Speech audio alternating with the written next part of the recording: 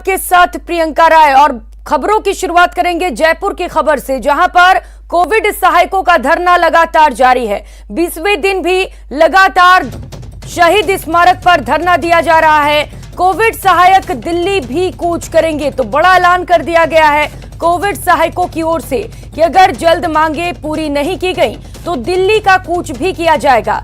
तो कोविड स्वास्थ्य सहायकों की ओर से ये बड़ा ऐलान किया गया है और ये तस्वीरें भी आपको दिखा रहे हैं प्रदर्शन की। आपको बता दें 31 मार्च को 28,000 CHA को कार्य मुक्त किया जा चुका है।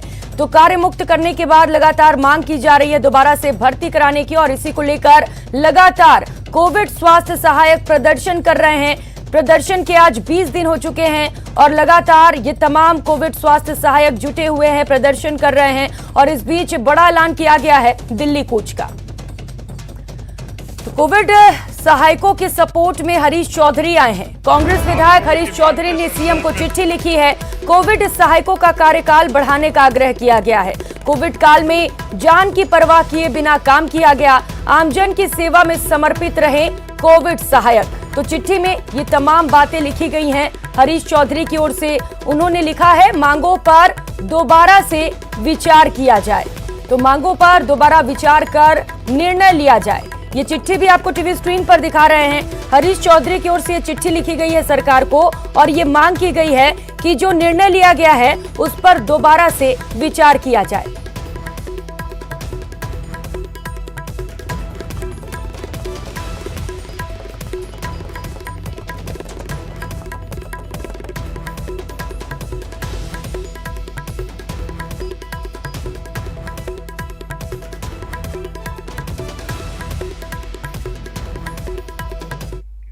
उधर वरिष्ठ अध्यापक भर्ती परीक्षा 2016 के अभ्यर्थियों ने अजमेर पहुंचकर आरपीएससी के सामने अपने आंदोलन की शुरुआत की। वरिष्ठ अध्यापक भर्ती परीक्षा के अभ्यर्थी सभी विषयों का दोबारा परिणाम जारी करने की मांग कर रहे हैं। अभ्यर्थियों का आरोप है कि इसे लेकर अलग अलग अदालतों के आदेश आ चुके हैं। साथ ही प्रदेश के मुख्यमंत्री अशोक गहलोत ने भी आरपीएससी को लंबित भर्ती परीक्षाओं को जल्द से जल्द पूरा करने के निर्देश दे दिए हैं। इसके बाद भी इस परीक्षा के अभ्यर्थियों को अपने रिजल्ट का इंतजार है। अजमेर में आंदोलन की शुरुआत करने वाले अभ्यर्थियों का कहना है कि अगर आरपीएससी की ओर से परिणाम जारी नहीं किया गया तो सभी अभ्यर्थी आयोग के बाहर अनशन पर बैठेंगे।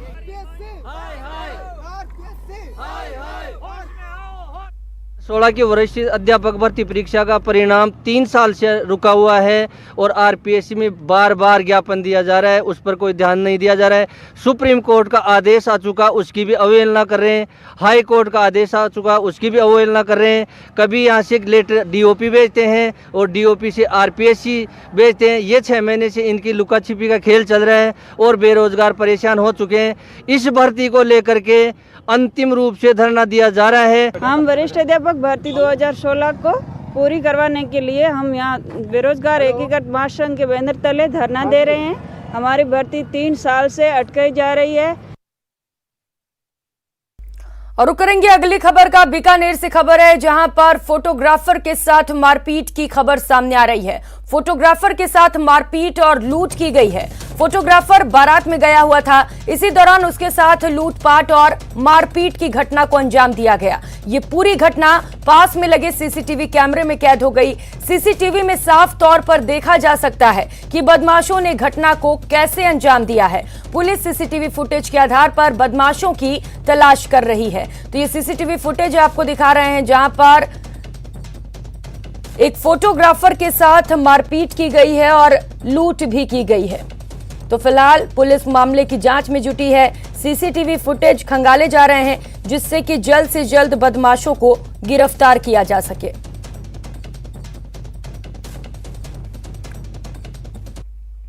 और खबरों में आगे बढ़ेंगे। पाकिस्तान सीमा से सटे बीकानेर संभाग में बॉर्डर पर तस्करी को रोकने के लिए रेंज आईजी के निर्देश पर विशेष अभियान चलाया जा रहा है। रेंज आईजी ओम प्रकाश ने न्यूज 18 से बातचीत में बताया कि यह विशेष अभियान 2 महीने तक चलेगा। इसके साथ ही क्राइम कंट्रोल और ड्रग्स तस्करों पर नकेल कसी जाएगी।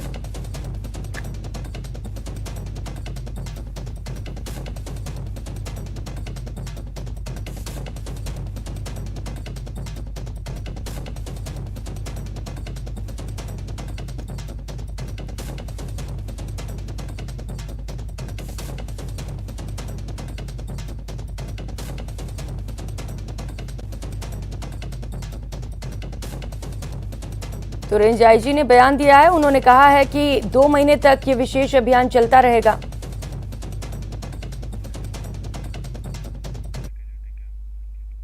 एक निजी समारोह में टोंक पहुंचे केंद्रीय जल शक्ति मंत्री गजेंद्र सिंह शेखावत ने प्रदेश सरकार पर जमकर निशाना साधा। साथ ही उन्होंने ये भी कहा कि 2023 में बीजेपी की आंधी आने वाली है और इस आंधी में वर्तमान सरकार के तिनके उड़ जाएंगे।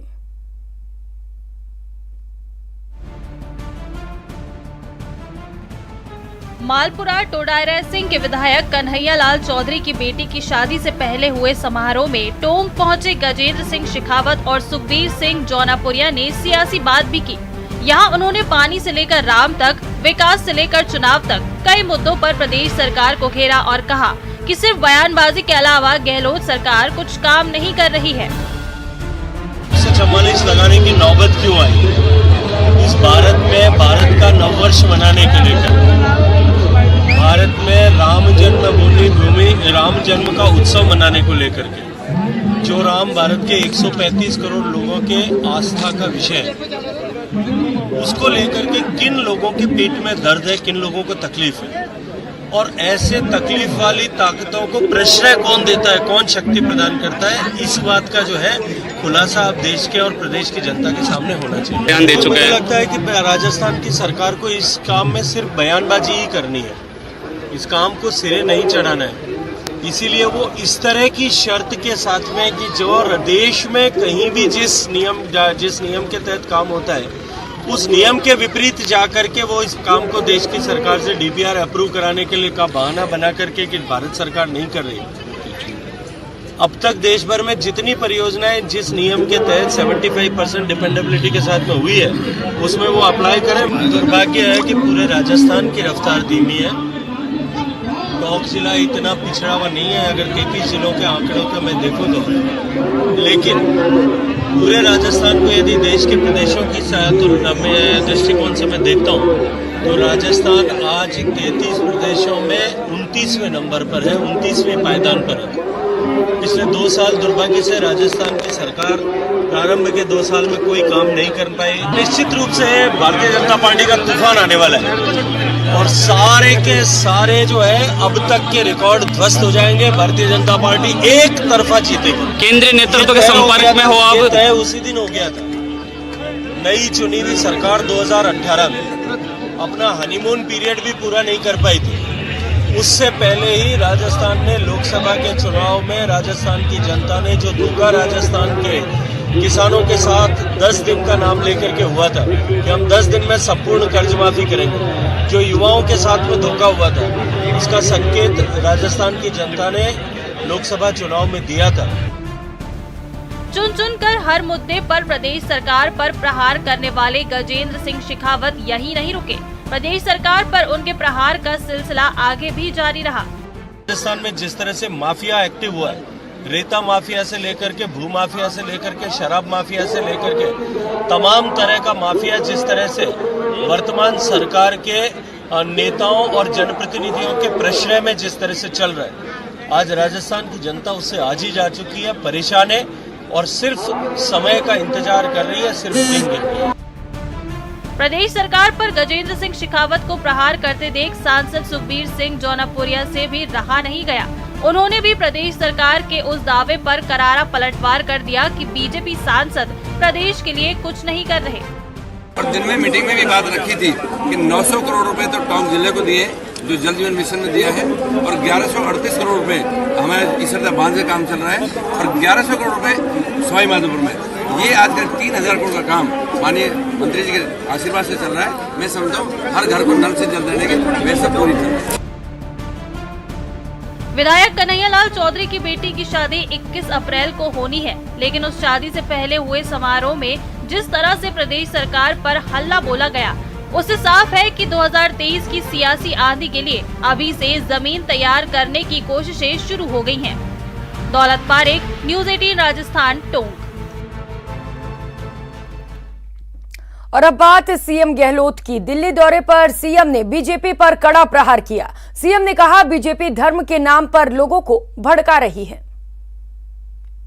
हर बार कहता हूँ किस दिशा में जा रहा है, किस दिशा में जाएगा किसी को नहीं मालूम। पर अब मालूम पड़ने लग गया। जिस प्रकार की हिंसा हो रही देश के अंदर, जगह जगह रामनवमी पे 7-8 राज्यों में हिंसा हो गई, करौली में पहली हिंसा हो गई थी। यदि चालाकी से लोग कर रहे हैं, हिंसा में नुकसान किसी को हो रहा है।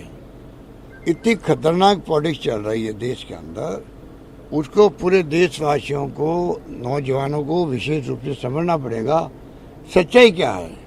खाली धर्म के नाम पे आप अगर हम लोग बिल्कुल ही एक तरफ सोचने लग जाएंगे तो वो देश हित में नहीं होगा। आने वाले वक्त में पूरे देश को, पूरे प्रदेश को और नौजवानों को भुगतना पड़ेगा। मेरा मानना है कि हिंसा का नाम देश और दुनिया में होना ही नहीं चाहिए। ये गांधी जी ने हमें सिखाया था। उल्टी गंगा बह रही है। बुला बुला के प्रधानमंत्री जी कह रहे हैं एमपीज को कि आप लोग कुछ नहीं कर पा रहे राजस्थान के अंदर, आप तो वही काम करो जो करोड़ी मीणा कर रहा है, मतलब धमाल पट्टी करो, कानून को तोड़ो, हाथ में लो, लोगों को भड़काओ, आग लगाओ। ये अगर प्रधानमंत्री जी कह रहे हैं, मैंने जो सुना है, सच्चे आप मालूम कीजिए, आप मीडिया वाले हो, कि आप करोड़ी मीणा कर रहा वो कहिए, तो आप सोच लीजिए करोड़ी मीणा क्या कर रहा है। वहीं बीजेपी सांसद किरोड़ी लाल ने राजस्थान सरकार पर जमकर पलटवार किया। रीट लीक्स में ईडी जांच से लेकर करौली हिंसा को लेकर किरोड़ी लाल ने सरकार को घेरा। धमाल तो गहलोत साहब कर रहे हैं, जहाँ मालपुरा में पलायन हो रहा है, जहाँ करौली में हो रहा है। और कल आपने भरतपुर में देखा होगा, सैकड़ों दलित अपना सारा सामान, अपना सारे पशु बनाने का खाना सामान लेकर कलेक्ट्रेट भरतपुर पहुंच गए, जहाँ 14 दिसंबर को अम्बेडकर की जयंती नहीं मनाने दी गई, उनको मारा पीटा। और कल आज रात को भी 2:30 बजे उन पर हमला हो गया। तो धमाल बाड़ी वाले लोग कर रहे हैं, धौलपुर वाले लोग कर रहे हैं, जो है इनके 28 फ्रैक्चर कर देते हैं। गहलोत साहब कह रहे हैं 28 नहीं 6 फ्रैक्चर हुए हैं। चलो 6 मान लो, लेकिन फ्रैक्चर करने वालों को आज तक कोई खिलाफ कार्रवाई नहीं हुई। तो धमाल तो गहलोत साहब कर रहे हैं। और धमाल गहलोत साहब इसलिए बोल रहे हैं कि अब राजस्थान में ईडी की धमाल होने वाली है, जो उनके घर तक आंच पहुंचेगी। तो फ्रस्ट्रेशन में आके गहलोत साहब ऐसा कर रहे हैं। ईडी एक स्वतंत्र एजेंसी है, पर मैंने 6 बार पत्रकार वार्ता की, उसमें जितने भी प्रमाण मीडिया को सामने मैंने रखे, वो सारे प्रमाण मैंने ईडी को दे दिए। ईडी ने 2 महीने तक उसको एग्जामिन किया और ये उपयुक्त पाया कि ये पीएमएलए का केस बनता, मनी लॉन्ड्रिंग एक्ट में प्रकरण 10 दिन पहले दर्ज हो गया। अब वो तो ईडी करेगी। ईडी के बारे में कैसे कह सकता हूँ जेल में जाएंगे कि नहीं जाएंगे, पूछेंगे कि नहीं पूछेंगे, वो तो ईडी से पूछना। बुलडोजर तो चालू हो गया ना गहलोत साहब पे। ईडी भी बहुत बड़ा बुलडोजर है। और मैं आपको कह रहा हूँ, हमने ऐसे प्रमाण दिए हैं तो बुलडोजर चलेगा तो यहीं नहीं रुकेगा, 10 जनपद तक जाएगा। देखो, इसमें हुआ यह है कि शांतिपूर्ण बाइक रैली पर हमला किया गया और वहाँ दुकानें जलाई गई, सामान भी लूटा गया, वाहन भी तोड़े गए, पत्थर छतों पर थे, जग जाहिर है। और कुछ उत्पाती लोग मुसलमानों के ऐसे थे जिनके मैं प्रमाण कुछ दिन बाद आपके सामने ला दूंगा कि हमको ज्यादा पैसे मिल जाए, उन्होंने ऐसी टूटी फूटी दुकानों में कचरे डाल के आग लगा डाली। तो गहलोत साहब तो आजकल गहलोत खां अहमद गहलोत बन गए, तो लंबी लिस्ट उन्हीं की बनाएंगे, हमारी काय को बनाएंगे। और अब बात जयपुर की, जहां राज्यसभा सांसद किरोड़ी लाल मीणा 28,000 कोविड स्वास्थ्य सहायक की मांगों को सरकार तक पहुंचाने के लिए प्रतिनिधि मंडल के साथ पर्यटन भवन जा पहुंचे, जहां आरटीडीसी चेयरमैन धर्मेंद्र राठौर ने सीएचए की मांगों को सरकार तक पहुंचाने का आश्वासन भी दिया। लेकिन पुरानी पेंशन स्कीम और ईआरसीपी को लेकर किरोड़ी लाल मीणा को ही घेर लिया। तो किरोड़ी लाल मीणा ने भी कोविड हेल्थ सहायकों के जरिए ही सरकार को घेरा।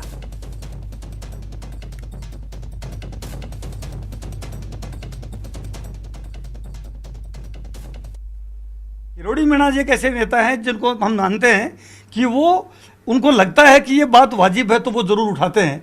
तो फिर आप राज्यसभा में ये मुद्दा उठाइए कि ओल्ड पेंशन स्कीम जो राजस्थान की सरकार ने लागू करके अपने कर्मचारियों को सुरक्षित किया है, तो भारत सरकार के कर्मचारी भी सुरक्षित जीवन जी सके। लेकिन जो ओपीएस का मामला है, ओल्ड पेंशन का मामला, इसमें हमारे गाँव में कहावत है, कम मरी सासू कब आएंगे आंसू। वो वाली बात है। कब पेंशन लागू होगी, कब मिलेंगे, कुछ बता सकते हो आप लोग? ERCP को राष्ट्रीय परियोजना घोषित करवाने में आप मदद करें।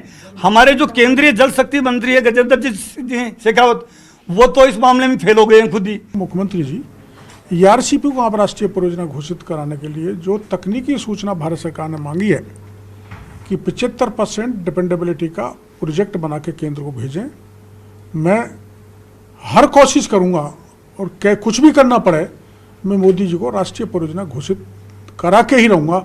इस बात का भरोसा मैं इतने बड़े मुख्यमंत्री जी के विश्वास पात्र के चैम्बर में दे रहा हूं।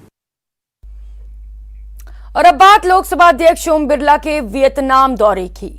वियतनाम और भारत के बीच फिर सीधी हवाई सेवा बहाल हो गई है।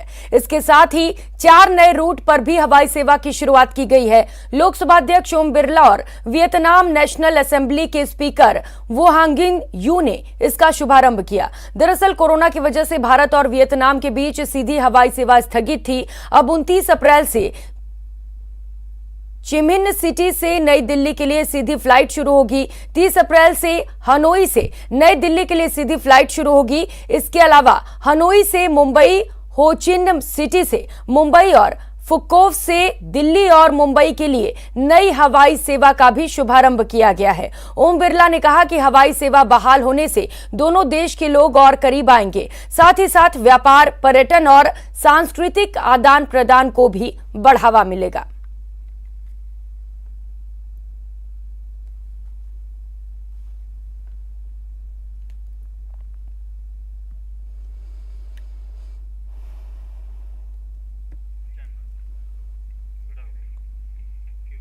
रुक करते अगली खबर का। अजमेर नगर निगम की कल होने वाली साधारण सभा को लेकर अब कांग्रेस ने बीजेपी को घेरने की तैयारी शुरू कर दी है। आज कांग्रेस के निवर्तमान जिलाध्यक्ष विजय जैन के नेतृत्व में कांग्रेस पार्षदों ने साधारण सभा को लेकर रणनीति बनाई। इस दौरान कांग्रेस ने पहली बार जनप्रतिनिधि के रूप में चुनकर आए पार्षदों को साधारण सभा के गुर भी सिखाए। गौरतलब है कि महापौर बृजलता हाड़ा द्वारा कांग्रेस में निर्दलीय पार्षदों से प्रस्ताव लिए बिना एजेंडा जारी करने को लेकर पहले ही कांग्रेस पार्षद महापौर की कार्यशैली से नाराज हैं। इसके लिए 2 दिन पहले पार्षदों ने नगर निगम में जबरदस्त हंगामा भी किया था। अनुमान लगाया जा रहा है कि कल होने वाली अजमेर नगर निगम की साधारण सभा हंगामेदार होगी। कांग्रेस कमेटी द्वारा हमारे सभी पार्षद साथियों के साथ एक प्री जीसी के रूप में हमें आयोजित कर रहे हैं, जिसमें हम शहर के विकास की बात और जिस तरह भारतीय जनता पार्टी ने जो सौतेला व्यवहार हमारे क्षेत्रों में और हमारे पार्षदों के साथ कर रखा है, उस पर हमें घेरने के लिए हमें अपनी रणनीति बना रहे हैं। इस बुलेटिन में फिलहाल इतना ही। नमस्कार।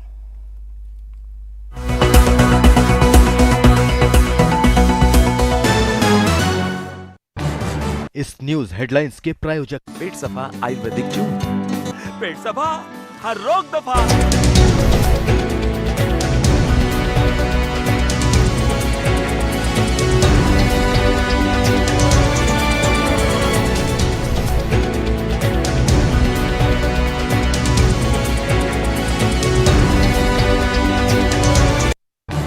इस न्यूज हेडलाइंस के प्रायोजक पेट सफा आयुर्वेदिक चूर्ण। पेट सफा, हर रोग दफा। समाप्त होते ही हम जिला और ब्लॉक स्तर पर प्रशिक्षित कार्यकर्ताओं को प्रशिक्षित करेंगे। उनको हर प्रकार की चुनाव की, हर प्रकार की ट्रेनिंग दी जाएगी और बाद में वो प्रशिक्षित कार्यकर्ता हर गांव में। आरएसएस जहां राष्ट्रवाद के एजेंडे पर काम करती है, वहीं सेवा दल की कोशिश अपनी सेवा से लोगों के दिलों में जगह बनाने की है। अब देखना ये है कि सेवा दल अपने मिशन में कितना कामयाब हो पाता है। दिनेश शर्मा, न्यूज़ 18, राजस्थान, जयपुर। मौत का मुआवजा नहीं होता, हो भी नहीं सकता, लेकिन कसूरवारों को सजा देकर मृतक के परिजनों के जख्मों पर मरहम जरूर लगाया जा सकता है। अजमेर के राजकीय अमृत कौर चिकित्सालय में 2 मासूमों की मौत की पड़ताल करने पहुंची टीम इसी कोशिशों में जुटी है। पहली नजर में न्यूबॉर्न बेबी केयर यूनिट में वार्म ओवरहीट के कारण 2 मासूमों की मौत की बात कही जा रही है। लेकिन पुख्ता तौर पर मौत की वजह जांच के बाद ही सामने आएगी। हाँ, जिम्मेदार ह्यूमन एरर की संभावना से न सिर्फ इनकार कर रहे हैं, बल्कि दबी जुबान में इसे स्वीकार भी कर रहे हैं। जो रेडिएंट वार्मर था उसमें लाइट गई, लाइट जाने के बाद वोल्टेज फ्लक्चुएशन बहुत ज़्यादा हुआ और मेल नर्स जो यहाँ बैठा हुआ था उसका थोड़ा सा दोषी है मेल नर्स, उसको तुरंत जाके देखना चाहिए थोड़ा सा जलते हुए। बात तकनीकी खामियों भर की नहीं है। अस्पताल में चिकित्सकों और नर्सिंग कर्मियों की भारी कमी है, लेकिन इसके बारे में बात करने के लिए कोई तैयार नहीं है। सवाल कीजिए तो जवाब गोल मटोल मिलता है। सर, क्या विभाग की कोई गलती नहीं है कि 20 बच्चों पर एक कंपाउंडर को लगा रखा था? देखो, ये हमारे जो आरसीएच डायरेक्टर आए हुए हैं वो NRHM से जो कंपाउंडर लिए हुए हैं, वैसे यहाँ 8 कंपाउंडर एट ए टाइम होने चाहिए, लेकिन अभी PMO साहब ले नहीं पाए, तो PMO साहब को अभी डायरेक्टर साहब लेके जा रहे हैं क्योंकि आप इनकी रिक्वेजिशन दें ताकि यहाँ स्टाफ की पोजीशन सही हो। पिछले वर्ष यूनिट में आग की घटना के बाद अभी हाल ही में लाखों रुपए खर्च कर यूनिट का जीर्णोद्वार करवाया गया था। उसके बाद भी ऐसी तकनीकी खामियां परेशान करती हैं, खासकर तब जब अस्पताल के CCTV कैमरा खराब हो। ये बात और है कि सूबे के चिकित्सा मंत्री जांच के बाद जरूरी सुधार की बात कहते नहीं थकते।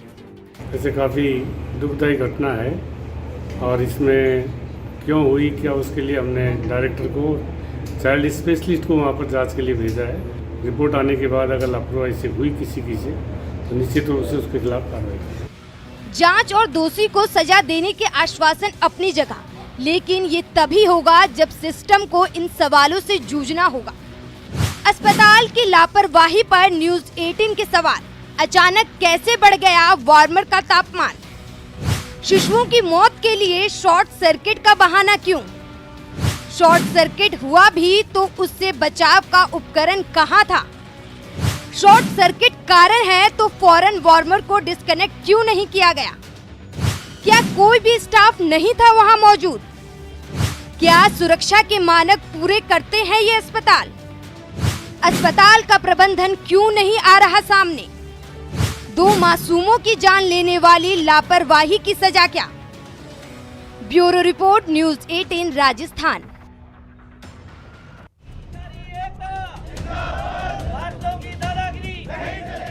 सोमवार को ग्रेटर नगर निगम में पार्षदों की ओर से अधिकारियों और कर्मचारियों को लेकर जो टिप्पणी की गई थी, उससे नाराज होकर निगम के कर्मचारी और अधिकारी मंगलवार को पेन डाउन हड़ताल पर चले गए। इन कर्मचारियों और अधिकारियों का कहना है कि बिना तथ्यों के आरोप लगाने से उनका मनोबल गिरता है। ये वही सफाई कर्मचारी और अधिकारी हैं जिन्होंने कोरोना काल में जान जोखिम में डालकर लोगों की सेवा की थी। इस प्रकार से जो झूठे बेबुनियाद आरोप लगाते हैं, इससे मनोबल टूटता है कर्मचारी अधिकारियों का, और आगे के लिए है ना नगर निगम की छवि भी धूमिल होती है इस प्रकार के झूठे आरोपों से। कर्मचारियों और अधिकारियों के इस पेन डाउन हड़ताल की वजह से जहां निगम के कामकाज पर असर पड़ा, वहीं यहां साधारण सभा की बैठक भी नहीं हो पाई।